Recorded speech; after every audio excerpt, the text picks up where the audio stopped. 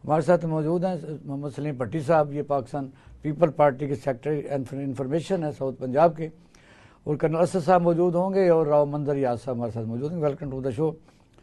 जी भट्टी साहब फरमाइए कि क्या आवाम के लिए 26 तरमीम है, इसमें क्या है?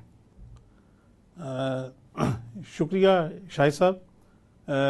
जहाँ तक 26वीं आइनी तरमीम का ताल्लुक है, हमारे अपोजिशन के दोस्त जो हैं वो भले इस पर जितनी मर्जी तनकीद करें, लेकिन पाकिस्तान पीपल्स पार्टी का और हम सब का ये मौक़िफ़ है जमहूरी क़ुव्वतों का कि पाकिस्तान के अवाम और पाकिस्तान की बेहतरी के लिए ये 26वीं आइनी तरमीम बता देना कि ये इसमें पाकिस्तानी कौम को इसमें कौन सी रेमेडी मिल रही है, उनके जो मसाइल हैं, 62% नौजवान हैं, कौन सी ये कुछ नई ठंडी हवा का झोंका है कि इंडस्ट्रियल यानी रेवोल्यूशन आ जाएगा यहाँ, कौन सी यानी आप नई इंडस्ट्री पूरी दुनिया की यहाँ आ रही है, यहाँ के लोग लगा, रियल एस्टेट तो पट्टा बैठ गया है।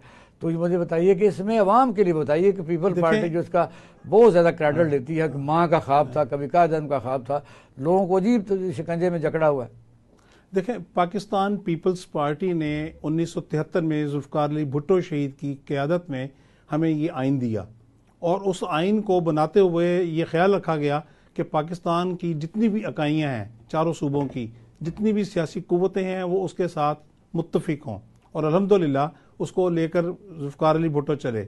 लेकिन बदकिस्मती से आप देखें कि काम कोई भी अच्छा हो उसमें लकूनेस रह जाते हैं। नहीं, आपके खुद कहा कि आपके लीडर ने जुल्फ़िकार भुट्टो साहब को सब दुनिया क्रेडिट देती है, उन्होंने कहा सारी इकाइयाँ इकट्ठी रहीं। तो केपीके में तो सेनेट की नुमाइंदगी नहीं है, और फिर खुसूसी सीटों की वजह से पार्लियामेंट अधूरी है, कौमी असम्बली। तो ये कौन सी इकाइयाँ इकट्ठी कर रहे थे? देखे ना, जहाँ तक मतलब अब आइन का जिक्र कर रहा था कि आइन में मतलब जो है तमाम इकाइयों को साथ लेकर चलने की बात की गई छोड़ दिया ना, ठीक है ना। अब जब अधूरी सेनेट, जनरल ज़ियाउल हक का मार्शल आया, अधूरी जब जनरल ज़ियाउल हक का मार्शल आया और उसने इस आइन को सबूताज किया, जब उसने सबूताज मेरा किया, सवाल ये है, को आप बुरा भला कहते रहे, मुशर्रफ को कहते रहे, आप खुद कह रहे हैं कि सारी इकाइयां इकट्ठी होनी चाहिए, सेनेट अधूरी है, कौमी असम्बली अधूरी है। देखिए, सेनेट को अधूरा रखने में किसका किरदार है?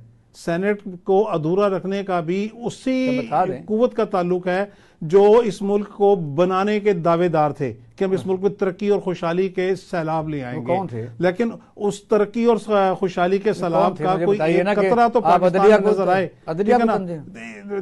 तहरीक इंसाफ के थे ना, मतलब कप्तान साहब जो थे, वो तो कह रहे हैं कि वो सेनेट का इलेक्शन करवाओ, वो क्या कह रहे थे? तो सेनेट का इलेक्शन तो करवाने जा रहे थे। अब अगर आप इलेक्शन हार गए हैं, ठीक है ना, अगर आपको अवाम ने मुंतखब नहीं किया तो क्या कहा जा सकता है? कंफ्यूज ना करें, अवाम देख रही है, लाइव प्रोग्राम है। जी जी। केपीके में सेनेट के इलेक्शन क्यों नहीं हुए, और वो अगर नहीं हुए तो केपी का जो यूनिट है हमारा वो सेनेट में नहीं है, बताइए। वो सेनेट में नहीं है, लेकिन उसके बगैर भी तो ये देखें, पहले माजी में भी ये काम होते रहे हैं ना, और अब भी हो रहा है। और माजी में तो इस कमजोरी को, इस खता को दूर करने के लिए ये कोशिश हो रही है कि पाकिस्तान को जो आईनी मसाइल है, माजी में तो मैंडेट तस्लीम नहीं किया और ईस्ट पाकिस्तान बांग्लादेश बन गया।